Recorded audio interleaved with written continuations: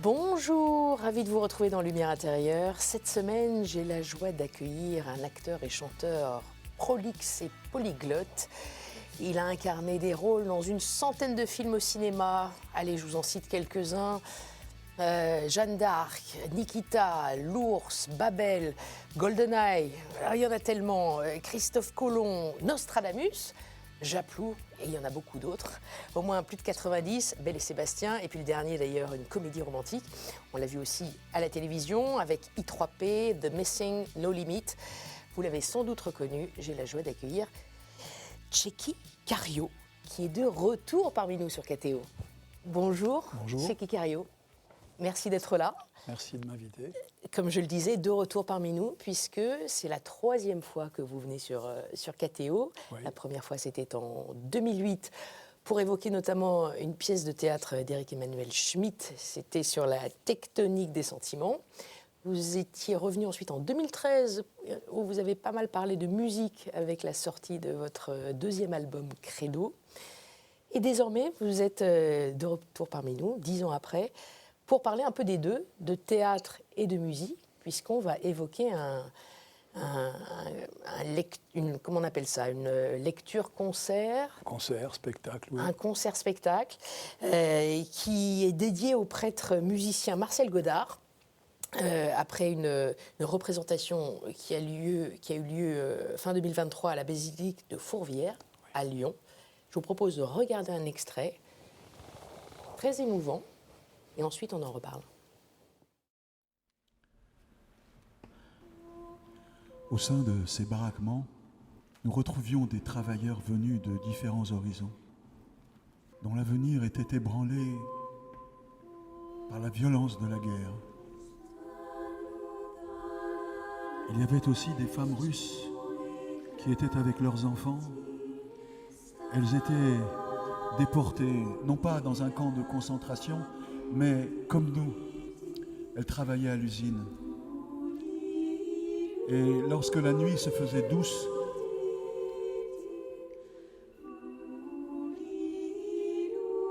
elles chantaient, comme les Russes savent chanter. Et elles chantaient chaque nuit. Elles chantaient. Était-ce des chants religieux?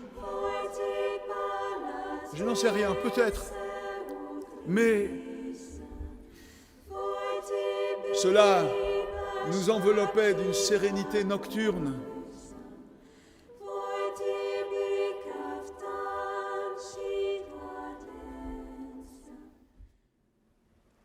Le monde s'était arrêté de tourner. Donc voilà, ce spectacle-concert dédié à Marcel Godard, une musique aux nombreuses demeures. On a entendu le chœur qui vous accompagnait, c'est le chœur Rhapsodia, dirigé par Laurent Grégoire. Et je précise que ce spectacle-concert sera diffusé dans 2 jours sur KTO, sur notre chaîne. Voilà, dédié à Marcel Godard, un musicien, un prêtre musicien un peu oublié. C'est peut-être pour ça que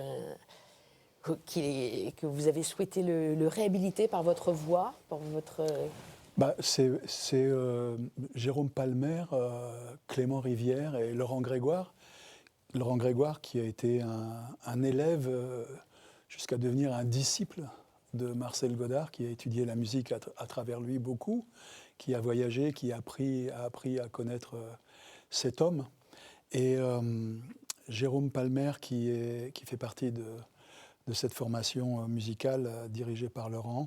Qui est le metteur en scène. Et voilà, il est metteur en scène avec Clément Rivière. C'est eux qui ont eu envie de me contacter pour prêter ma voix à la fois aux mots de Marcel Godard et aussi à l'écriture de Clément Rivière qui a fait, en complicité avec Jérôme, un livret magnifique à lire, à dire, à interpréter. J'ai été d'abord très surpris qu'il m'appelle pour ça. C'est des quarantenaires, avec une très belle énergie créative et une belle curiosité. Et voilà, avec le temps, j'ai fini par me passionner pour m'impliquer et d'une certaine façon m'identifier au parcours singulier de ce prêtre et de ce musicien et de cet homme, tout simplement. Vous le connaissiez auparavant? Pas du tout. Pas du tout. Mais son parcours est à la fois singulier, unique, mais en même temps, il est le parcours de beaucoup de gens. Le moment du choix, ils se sont concentrés sur la période...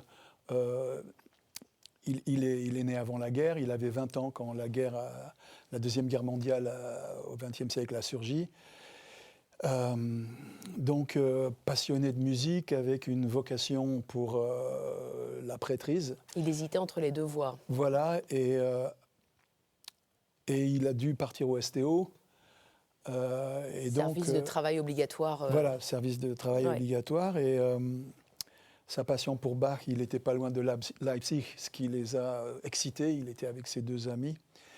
Donc ils se débrouillaient régulièrement pour aller écouter jouer Ramin, qui était un grand comment dire, porteur de l'œuvre de Bach.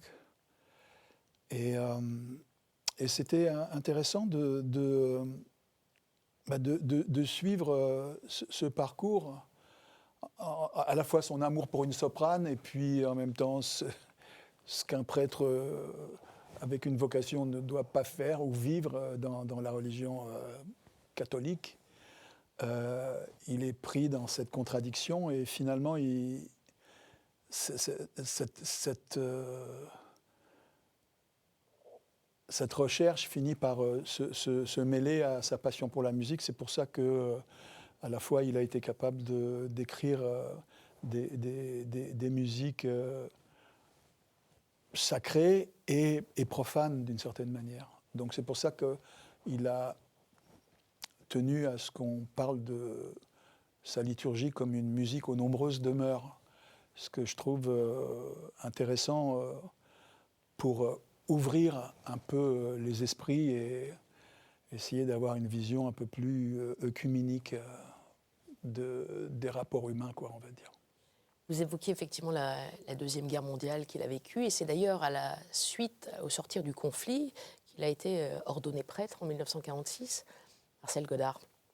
Oui. Est-ce que c'est Jérôme Palmer, ce jeune metteur en scène, est-ce que c'est la période actuelle faite de conflits, la guerre en Ukraine, les conflits que nous connaissons, qui ont eu une forme de résonance avec cette époque dans laquelle Marcel Godard a vécu et qui lui ont ouvert aussi la vocation à la fois musicale et chrétienne? Alors, est-ce qu'il y a une résonance? Oui. Elle est de fait, mais je ne sais pas s'ils ont pensé à ça au début. C'est comment dire, la promiscuité que Jérôme a avec Laurent Grégoire, qui, comme je vous ai dit, est un disciple de Marcel. Tout d'un coup, c'est pour ça que je disais que son parcours est à la fois singulier et unique, mais en même temps, il résonne jusqu'à aujourd'hui. Et par nature, ça questionne. C'est pour ça que moi, j'ai été attiré aussi par ce projet. Voilà. Oui, parce qu'il y a l'évocation des Russes, notamment dans l'extrait qu'on a entendu. Oui, parce qu'ils sont prisonniers eux aussi. Il y a, je veux dire, l'Allemagne nazie de l'époque a fait beaucoup de bruit et de mal. Alors, dans une précédente interview, justement sur notre chaîne, KTO, je vous ai entendu dire que parmi les personnages, je le disais, de très nombreux personnages que vous avez incarnés, il y en avait un qui vous a collé davantage à la peau que d'autres, c'était Nostradamus. C'est juste, en tout cas c'est ce que j'ai entendu dans cette émission. Est-ce que c'est le cas aussi de Marcel Godard? Est-ce que c'est un personnage qui pourrait, avec lequel vous habitez encore un peu, ou oui, tout à fait. Vous avez... Vous voyez ce que je veux dire? Oui, très bien, je vois très bien. Oui, ça me questionne parce que c'est des comment dire, c'est des trajectoires, c'est des aventures humaines qui, comment dire, qui sont traversées par l'indicible, qui sont traversées par un questionnement existentiel qui va au-delà d'être simplement là posé sur la terre, qui est, comment dire, à la fois avec beaucoup d'humilité, conscient d'être comme des maillons et qui essaie comment dire, de comprendre et d'avoir une vision un peu plus au-dessus de ce qui se passe et de ne pas jeter des pierres dans une foule sans savoir pourquoi on jette une pierre. Comment avez-vous fait pour travailler, incarner ce rôle de Marcel Godard ? On s'est beaucoup préparé avec Clément et Jérôme avant de rencontrer Laurent et leur chorale qui est formidable. C'est une trentaine de chanteuses et de chanteurs vraiment passionnants par leur histoire aussi de jeunes musiciens. Ça m'a excité d'être avec eux. On a beaucoup travaillé, on a beaucoup lu. Enfin, en tout cas, j'ai lu avec eux. J'ai proposé ça très vite, de leur faire entendre ce qu'ils avaient écrit. Et donc, avec un petit clavier à côté, avec Jérôme, on créait des instants. Clément et Jérôme ont redécouvert leurs textes. Et moi, j'ai essayé de faire ressortir des remarques, des idées.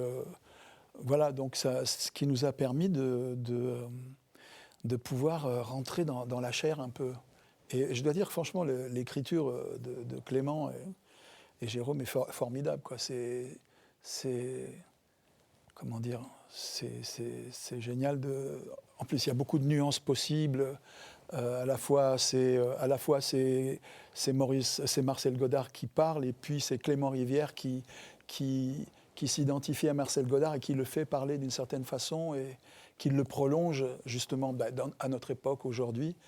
C'est super comment dire, comme jam. Je dirais comme jam d'ailleurs, parce que comme jam, c'est aussi l'acronyme des trois amis avec Marcel Godard qui ont créé leur journal de cette époque. Donc on a fait un jam à trois aussi.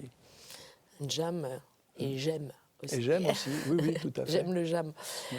Est-ce que vous aviez d'autres supports également pour retrouver un peu la vie de Marcel Godard? Il y avait la musique. Il y avait la musique. La musique, sa musique. Vous êtes beaucoup imprégné de sa musique? Oui, Jérôme, qui est un pianiste émérite, m'a embarqué là-dedans, m'a fait entendre des choses, m'a donné des partitions. Et puis j'ai chanté avec eux à la fin du concert, quoi. C'était voilà, quoi. Je vous propose, vous qui nous écoutez et nous regardez, d'écouter chanter Tchéky Karyo, qui a une voix très particulière, très, très puissante, très douce. Je vous propose d'écouter Autour de la mémoire. C'est le titre extrait de votre dernier album, Credo, et dans une mise en scène, clip vidéo réalisé, c'était son premier, par Enki Bilal, que nous avons reçu ici d'ailleurs. Je vous propose d'écouter ça. On passe à la deuxième partie. C'est autour de l'ivoire qu'on s'en allait boire le soir, se vider nos serments bien tassés, jurons de gloire à tout casser. Entre nos chiens et nos fusils, un peu plus loin le vent soufflait dans les palétuviers. C'est autour de l'iceberg qu'on se chauffait le soir. Blackout sur nos serments passés, nos grands silences se fracassaient. Entre nos chiens et nos traîneaux, un peu plus loin le froid soufflait. Voilà un très beau clip et une très belle chanson, Autour de la mémoire. La mémoire, Oui, j'aime ce titre, Autour de la mémoire. Pourquoi ? Parce que la mémoire, c'est important, la mémoire. Il y a évidemment, ça fait référence à ce qui nous touche énormément en ce moment, cette amnésie, cette maladie, Alzheimer. Comment elle s'appelle ? Oui, Alzheimer. Mais c'est aussi la mémoire du monde, c'est la mémoire des civilisations, c'est l'histoire avec un grand H. Ça m'importe. Dans plein de domaines, ça m'importe. Tabula rasa, c'est insupportable, cette idée. C'est une impulsion qu'on peut avoir quand on sort de l'adolescence où on est en pleine révolte et on veut tout casser. Je connais cette sensation. Mais avec le temps, j'ai quand même réalisé que la confrontation du moment où on est et de l'histoire, je trouve ça formidable. Par exemple, beaucoup de monde beaucoup de gens haïssent cette pyramide au milieu du Louvre. La première fois que j'ai vu ça, j'ai trouvé ça exceptionnel. J'ai dit waouh, c'était comme un vaisseau posé là. Qui avait été très controversé à l'époque. Un futur posé là devant l'histoire. Et ça crée un dialogue formidable. Ça crée il y a du sens qui sort sans parole. C'est juste là, sous nos yeux. Et c'est formidable. Donc, pour moi, cette mémoire est importante, quoi, de la confronter au quotidien, mais pas de la jeter, de la questionner, peut-être de transformer ce qu'elle a produit, peut-être mais pas de jeter et de casser, soi-disant, des idoles. On a fait suffisamment de chemin dans notre Occident pour être capable d'avoir un peu de recul et de vision. Et avoir un devoir de mémoire aussi. Oui, tout à fait. Alors je vous propose de continuer sur cette thématique et je vais faire appel à votre mémoire pour la deuxième partie de cette émission, partie dans laquelle je m'éclipse. Et je vais vous proposer 4 mots. Vous allez voir, le premier résonne avec ce que vous venez de dire. À tout de suite.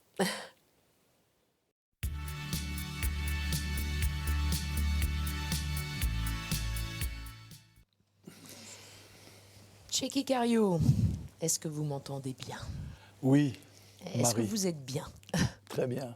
Bon, je le disais, je vais faire appel à votre mémoire et au temps qui passe, avec ce premier mot, temps, tout simplement. Temps.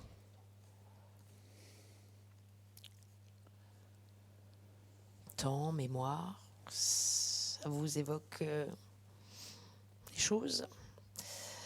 Vous qui avez désormais... est-ce que je peux dire votre âge ? Donnez-moi le temps. Très bien, je vous laisse le temps.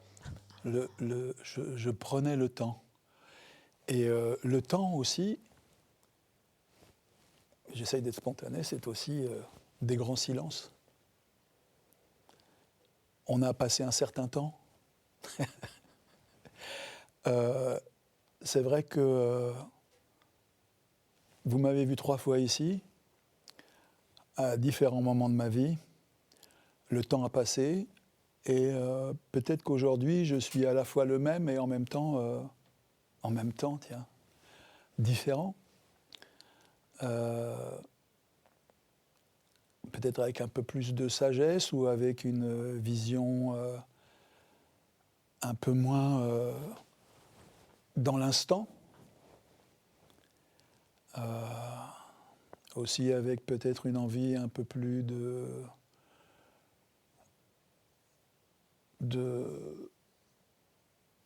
faire passer des choses, de faire entendre une expérience ou d'aider des gens plus jeunes.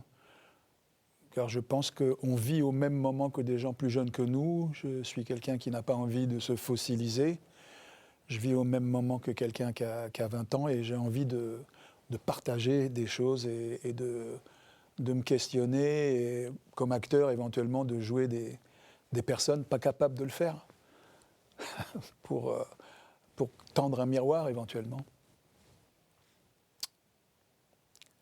Le temps est plus à la transmission Voilà, peut-être. et en même temps, vous continuez d'apprendre. Oui, tout à fait. Tout à fait. Par exemple, beaucoup de gens sont surpris. C'est vrai, j'ai eu 70 ans il y a peu de temps. Est-ce que j'ai l'air d'avoir 70 ans? Pas du tout. J'ai commencé le piano il y a un peu plus d'1 an. Et je travaille comme un jeune garçon. J'apprends à lire la musique, j'apprends l'harmonie, j'apprends la composition des accords, les cadences, les modes. Voilà, je passe par tout ce vocabulaire, par tout ce langage qui en réalité me passionne. Même si je fais de la musique depuis longtemps, je ne me suis jamais vraiment intéressé à ce qu'on appelle le solfège, mais en réalité c'est passionnant d'apprendre un outil qui permet d'avoir une autre forme de liberté. Ça a l'air d'une contrainte au début, mais en réalité c'est formidable comme outil. Vous apprenez un nouvel instrument comme un jeune garçon. Vous vivez aussi peut-être comme un jeune homme. Vous êtes un jeune papa. Oui. Avec une petite fille qui a 10 ans, c'est ça aujourd'hui? Voilà, 10-11 ans. qui a 11 ans et un petit garçon, un garçon qui a 7 ans, qui a eu 8 ans il y a peu de temps, tiens. Ouais. Et ce travail régulier avec des jeunes, nous parlions des jeunes sur ce projet sur Marcel Godard. Il y a aussi eu un court-métrage il n'y a pas si longtemps, La vie d'avant, Oui. où vous incarnez André, qui débarque au mariage de sa fille d'ailleurs. Oui, comme un boulet. Comme un boulet. Ça aussi, c'est un travail avec d'autres générations. Oui, bah oui, je trouve ça formidable. Encore une fois, je n'ai pas envie de m'enfermer dans ma génération. J'ai beaucoup de plaisir à continuer avec ceux qui ont envie, évidemment, mais je n'ai pas envie d'être enfermé dans cette génération-là. Je n'ai pas envie d'être vu comme l'acteur d'un tel ou l'acteur de tel rôle. Je suis fait de beaucoup de choses. C'est une multitude qui habite en moi. C'est une chambre pleine d'histoires, de vie, de gens rencontrés. C'est un paquet qui a besoin de trouver un exutoire. Comme je n'écris pas, je fais de la musique, bon, je chante, mais ma vocation, c'est aussi l'interprétation de personnages. Donc, je suis à la fois rien, et puis tout d'un coup, je peux me rassembler dans une entité. C'est clair tout ce que je dis? Oui, on sent une régénérescence profonde chez vous. Il y a toujours cette jeunesse d'esprit, de vie qui est convoquée quand vous parlez. Est-ce que, néanmoins, vous appréhendez, à mesure que le temps passe, cette avancée dans l'âge? Ben, bon, j'ai vu des proches mourir dans mes bras. J'ai vu les yeux s'en aller. Donc c'est vrai que c'est un moment qui fait très peur quand on est petit, qu'on oublie quand on est en pleine activité. Souvent on me disait « attention, t'es pas en fer ». Mais en même temps, je le savais depuis longtemps, j'ai dialogué avec ça. J'ai quand même l'espoir évidemment de partir le plus tard possible et puis en pleine conscience. La conscience, un mot important. Je vous propose un deuxième mot dans cette partie, le mot bienveillant. Un mot qui vous parle aussi. Oui, c'est vrai que j'ai eu... À plusieurs niveaux. Oui, tout à fait. Ben oui, bon, c'est vrai que dans l'histoire, il y a les bienveillants, mais c'est vrai que j'ai eu envie d'appeler le groupe avec lequel je travaille les bienveillants, parce que Groupe aussi... de rock. Ouais, c'est ça. Racontez. Drogue, des ballades, de la poésie, des auteurs qui sont convoqués pour ce concert qu'on donne régulièrement avec les musiciens qui m'accompagnent. C'est ça, c'est le contenu de ce que ça raconte. C'est envie de dire que la bienveillance, c'est pas comment dire, c'est pas un manque si vous voulez, pour moi, la bienveillance, c'est le contraire du cynisme. J'aime pas trop le cynisme.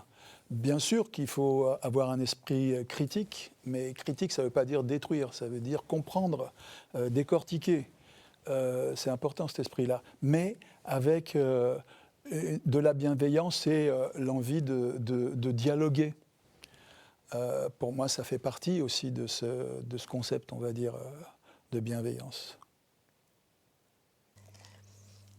Encore une fois, est-ce qu'on devient plus bienveillant avec le temps? Non. Pas spécialement? Non, pas spécialement. Je pense que, en tout cas, depuis toujours, j'ai eu conscience de ce besoin et cette envie de... évidemment, j'ai appris à me méfier. On ne peut pas être bien avec tout le monde. Il y a aussi...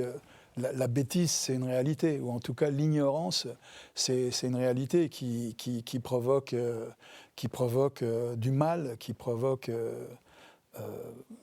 du malaise quand on a affaire à des gens qui ne veulent pas entendre ou qui ne prennent pas le temps d'essayer de poser les choses devant eux et qui ont le mur collé au front. Depuis toujours, j'ai eu cette volonté de devenir un homme avec des valeurs, avec une conscience de ce que c'est le rapport aux autres, avec le respect, avec l'envie d'aimer de manière juste.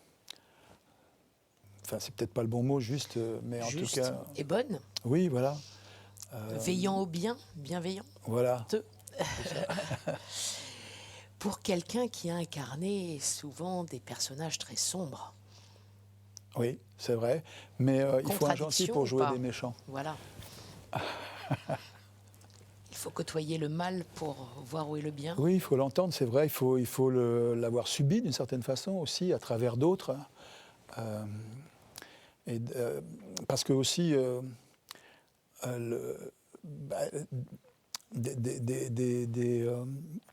des esprits, des corps enfermés dans des pulsions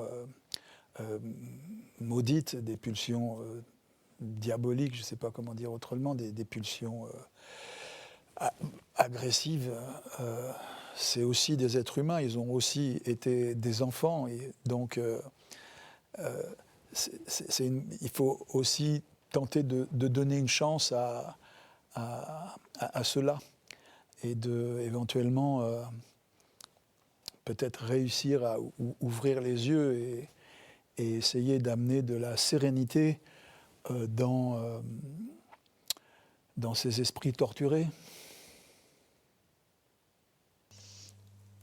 Vous n'avez jamais eu un esprit torturé vous-même? Oui, bien sûr. Je ne suis pas à l'abri de ça. Bien sûr, parce qu'on est le bien et le mal. On est fait de ces contradictions. Mais on était sauvages,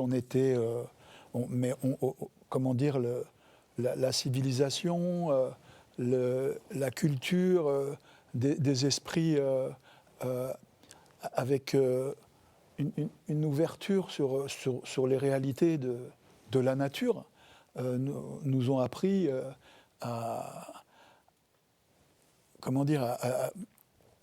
jongler avec ça.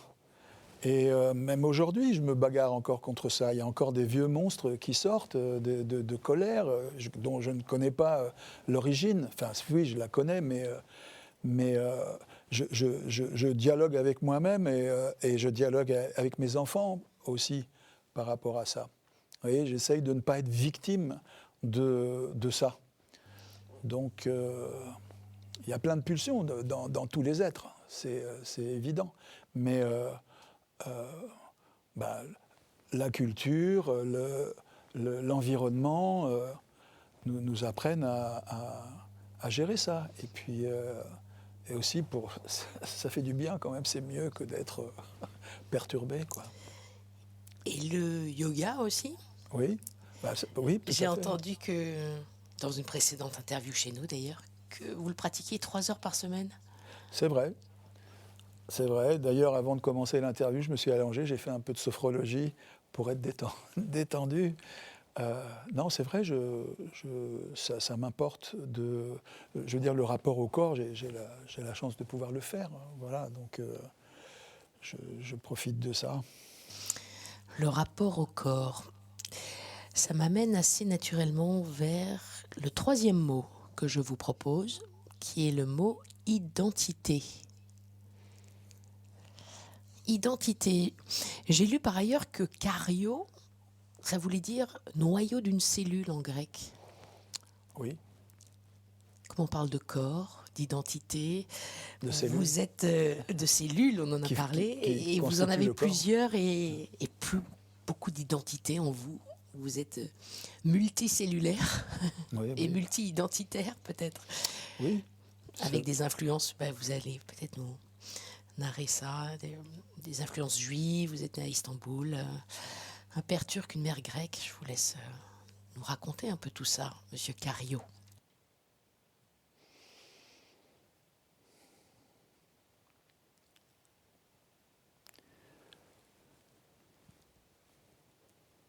Oui, c'est... je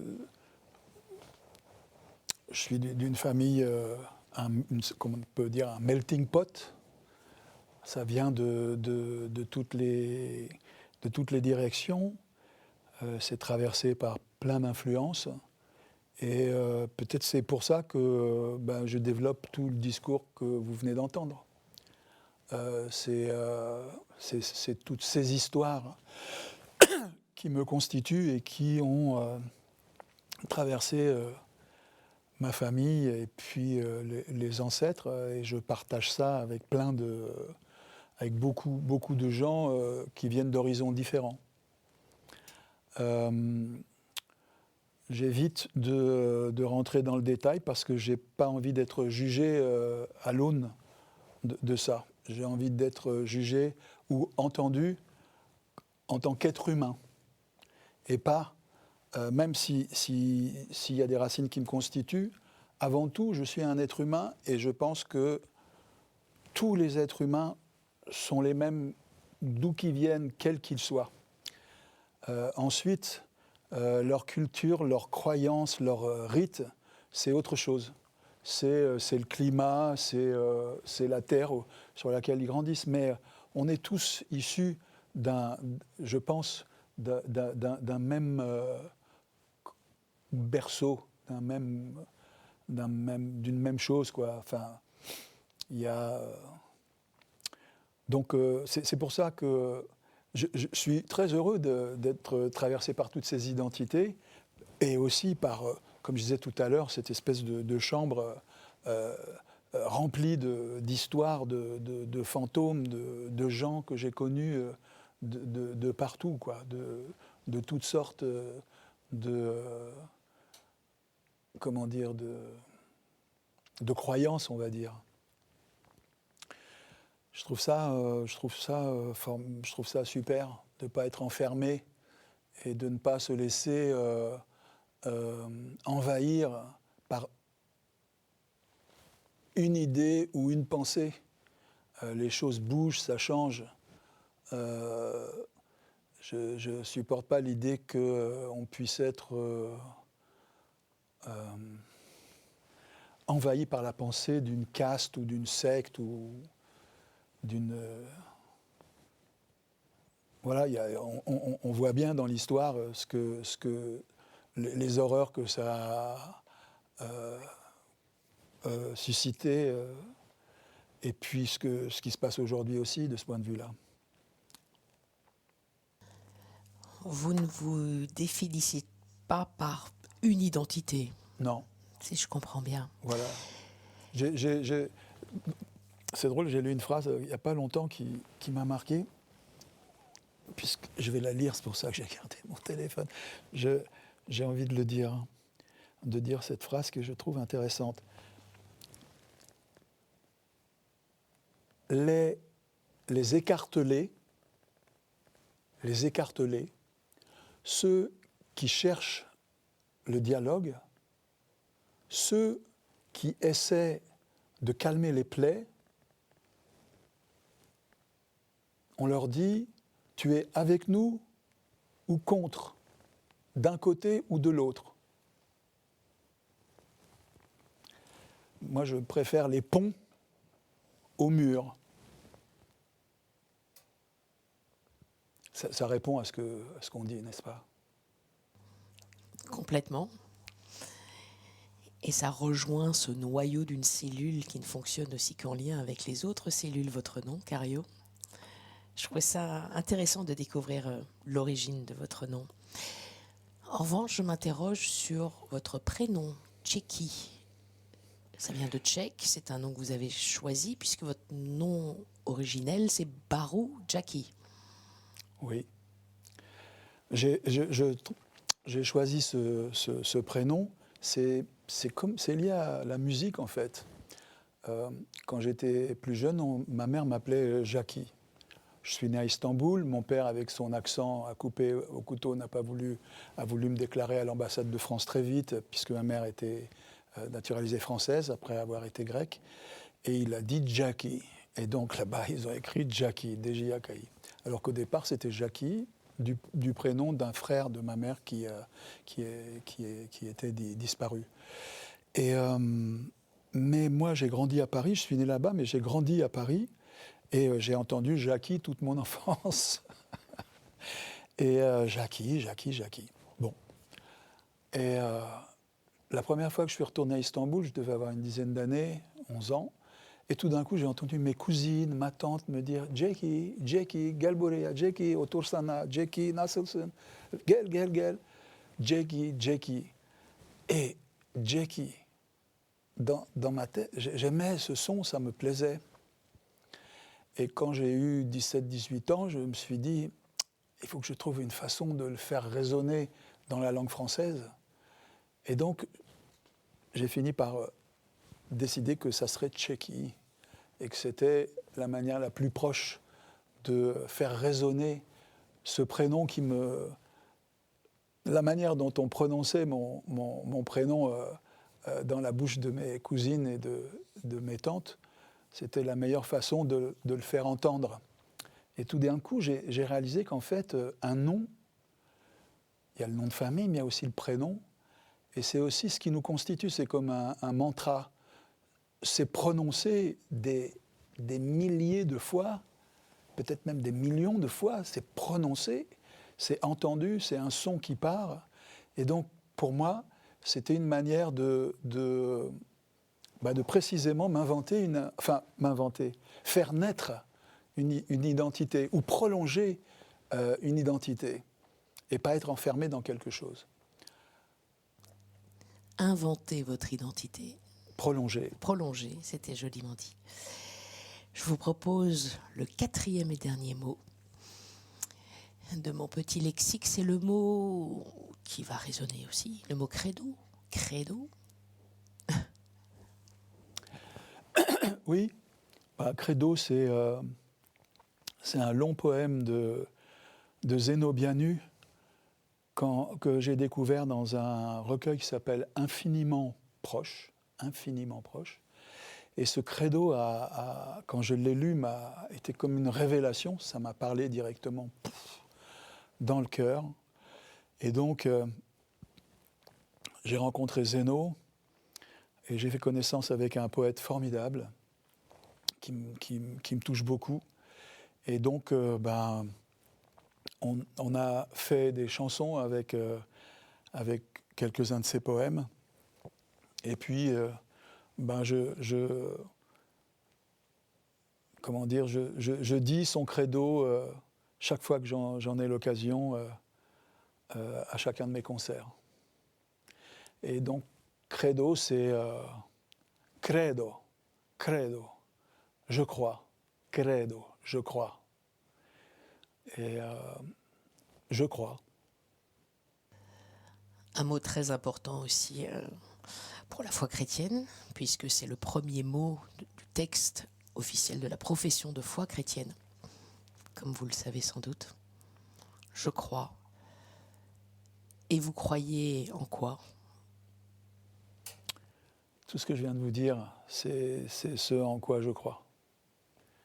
Je crois en la bienveillance, je crois en l'écoute de l'autre, je crois en l'envie de m'intéresser autant que possible à l'histoire,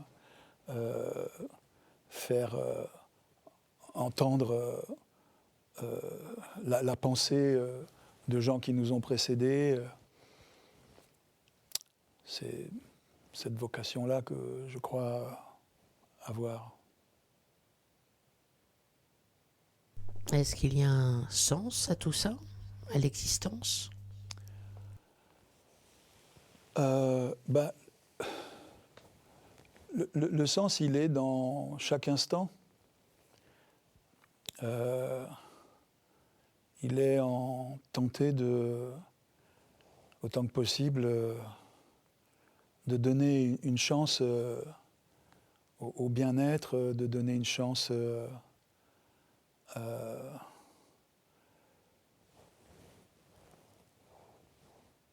j'ose pas dire l'amour, c'est tellement galvaudé, mais oui, à de l'amour, à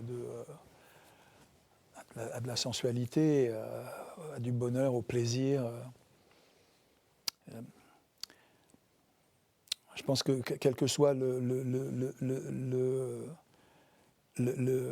niveau de vie, ce qui est important, c'est la culture qu'on a, qui est la plus grande richesse, et l'envie de partager, quoi. C'est...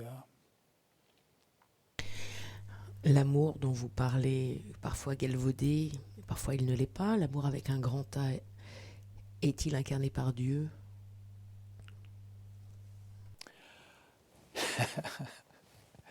Je ne sais pas quoi répondre à ça. Alors,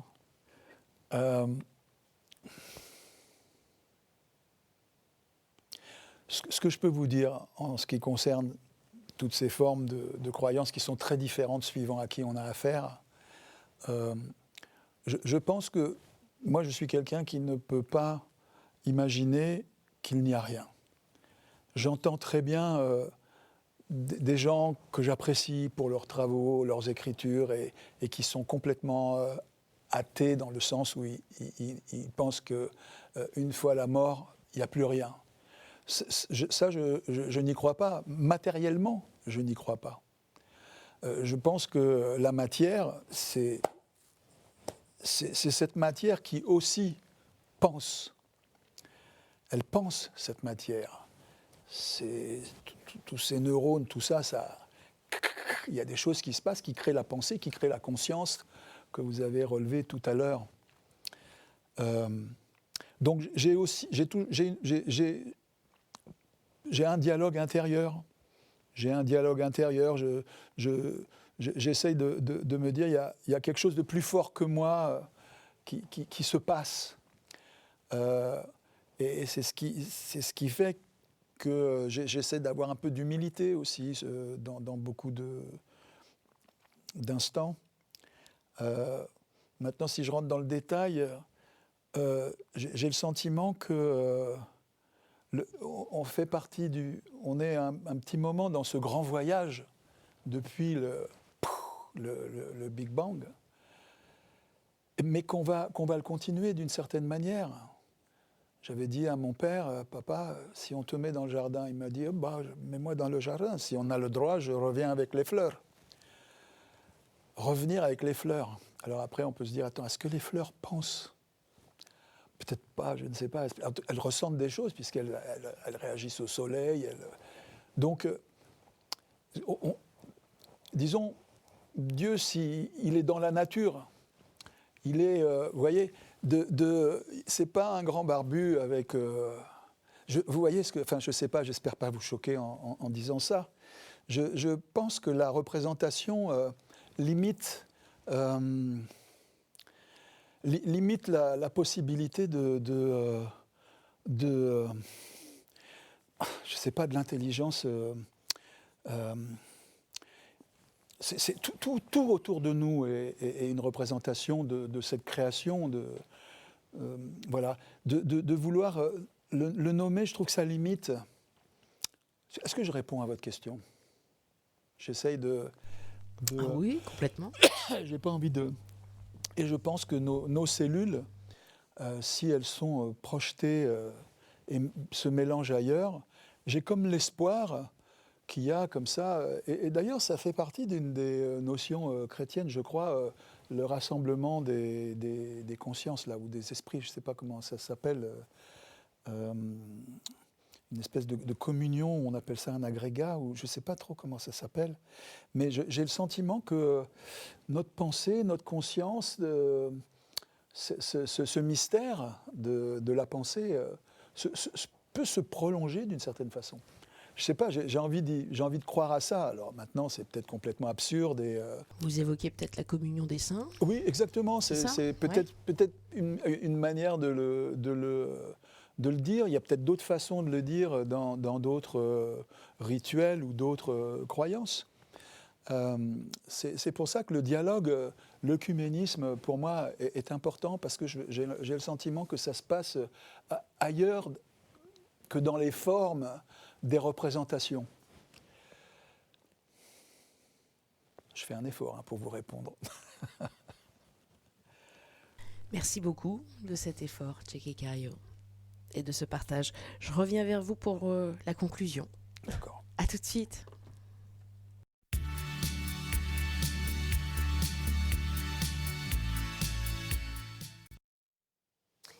Merci, Tchéky Karyo, de ce partage, comme je le disais. Et nous avons fini avec le mot credo. Je crois que j'ai oublié de rappeler, je l'ai dit au début, que c'était aussi le titre de votre deuxième album. Vous ne l'avez pas rappelé non plus, je crois. J'ai parlé de Zénobianu, oui, c'est vrai que vous avez parlé des poèmes et des chansons qu'on a fait avec lui. Deuxième album, Credo, et le premier, c'était Ce lien qui nous unit, qui était un très beau titre aussi.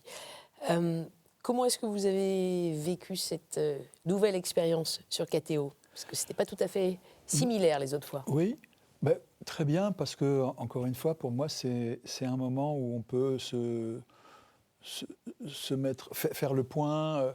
Ça précisément me questionne sur tous les. Ça me permet de répondre et de me continuer à me questionner sur ce qu'on vit, ce qu'on traverse, pourquoi on agit comme ça ou comme si. Et puis, parce que je suis acteur, donc j'ai besoin de ces moments-là aussi, de mise à plat, de me provoquer. C'est un challenge pour moi d'être ici. C'est pas vraiment ma vocation de...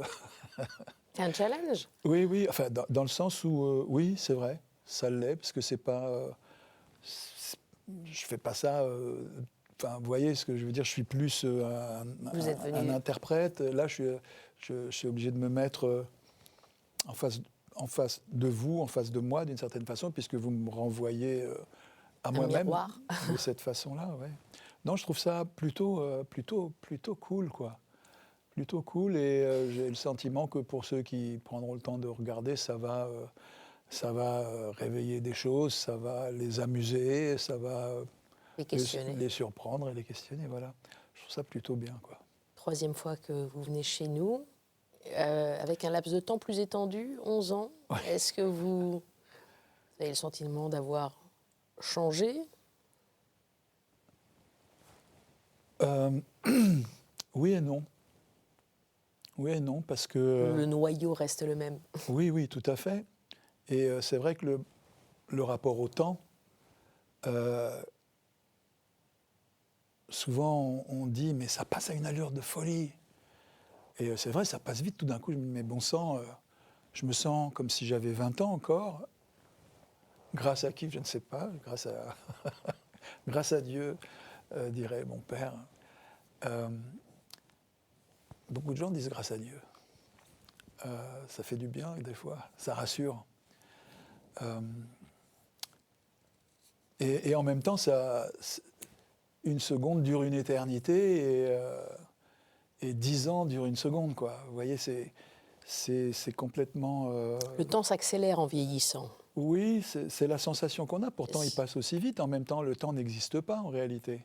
Mais on voit qu'on se rapprochant petit à petit de la Oui, mort.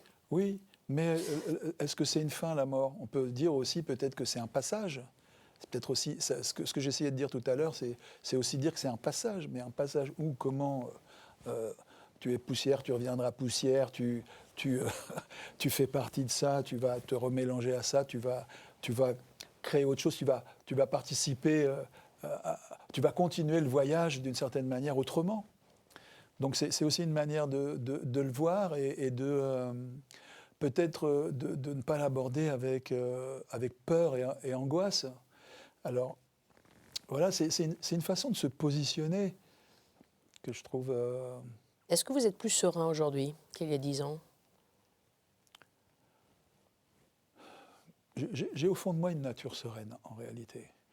J'ai une énergie qui fait que je suis capable de bouillonner, de sortir de moi, de faire des choses qui m'amusent, parce que c'est un outil intéressant pour jouer des personnages. Mais au fond de moi, je peux être très contemplatif, silencieux, tranquille. Tranquille, contemplatif, silencieux en même temps, bouillonnant, plein d'énergie.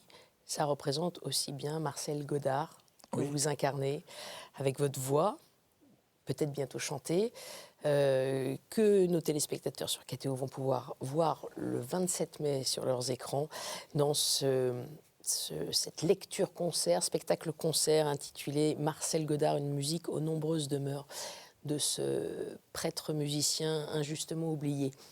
Je vous remercie beaucoup, Tchéky Karyo, de votre nouvelle visite chez nous. Merci Marie. Je vous remercie derrière vos écrans. Comme d'habitude, vous pouvez revoir l'émission sur ktotv.com. On se revoit la semaine prochaine. Très bonne soirée.